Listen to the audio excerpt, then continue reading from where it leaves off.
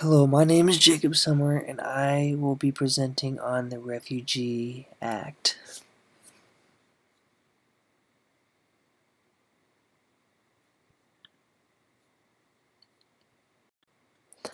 Alright, so a little bit of overview on the Refugee Act.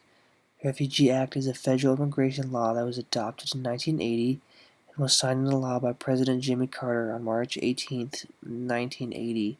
The Refugee Act of 1980 was more of an amendment for the Immigration and Nationality Act of 1952 and the Migration and Refugee Assistance Act. The Refugee Act standardized the process for admitting refugees into the United States. The Act has set an annual limit on refugee admissions and has also given authorization to the President of the United States to go over the limit for humanitarian purposes. So, the problem. Within recent years, the Refugee Act has raised problems when it comes to its implementation or allowing it to continue. The amount of refugee flow coming into America has become a clear concern to Congress. A lot of people think the Refugee Act of 1980 is linked with border issues like border control, fiscal policy, and the recent roles of the legislative branch on immigration.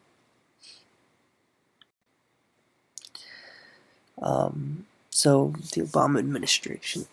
During the Obama administration, the Refugee Act was used to help settle refugees across the United States.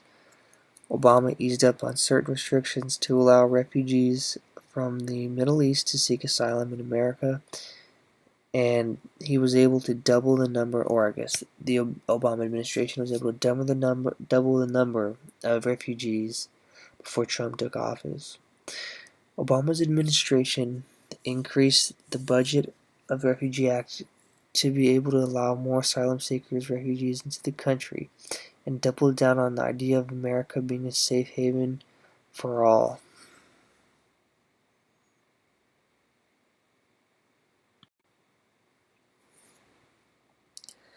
So the Trump administration has tried to reduce the maximum number of refugees that come into the United States by using a security vetting process before they're admitted into the country. Oh, excuse me. This has made it so refugees have to wait greater lengths before they can get admitted into the United States. And since 2017, the United States has settled less refugees than Obama or any other administration since the Refugee Act of 1980 was formed. In regards to the budget, the Trump administration has cut the budget on humanitarian aid and refugee assistance by 24%, therefore severely crippling the act and really hurting a lot of refugees' chances of getting into the country or getting assistance from the United States. History and recent legislation. So, Congress has enacted the first set of refugee legislation in the 1940s. The very first set of refugee legislation was put in place in 1948 because of the 250,000 Europeans that were displaced after the war. This legislation has also provided for an additional 400,000 European refugees during this time. Laws later gave admission to refugees fleeing communist regimes in the 1960s. Early waves of refugees coming to America were helped by private, ethnic, and religious institutions in the U.S., which helped form a public-private role in the United States resettlement effort today. And this, I guess I forgot to include this, but also with a little bit of the history of the Refugee Act of 1980,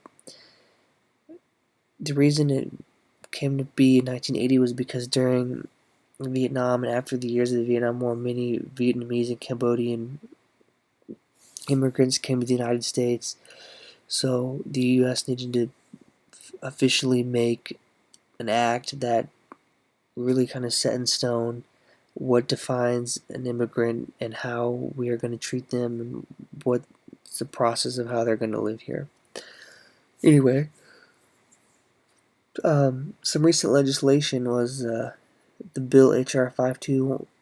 5210, the Refugee Protection Act of 2019, its most current legislation, and really just kind of is the same as the Refugee Act of 1980, and it just has a few little quirks and kinks, a little bit of updates on the Refugee Act. Judicial Committee. There is a congressional committee jurisdiction over the Refugee Act of 1980. The Committee on the Judiciary was referred to the bill in order to amend the Immigration and Nationality Act to revise procedures for refugee admission into the country. The Judiciary was also tasked with amending the Migration and Refugee Assistance Act of 1962 to help create a more uniform assistance plan for refugees to get into the country. The hope of the Judiciary Committee was to get a coherent and comprehensive U.S. refugee policy by getting the bill amended to pass.